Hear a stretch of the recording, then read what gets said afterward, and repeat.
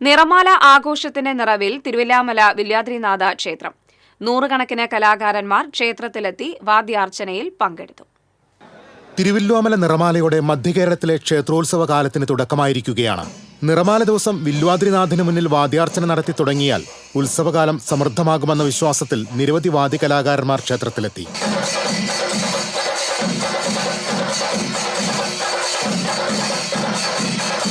വില്വാദ്രിനാഥനെ വണങ്ങാൻ ഉടമകൾ ആനകളെ ഏക്കമൊഴിവാക്കിയാണ് എത്തിച്ചത്.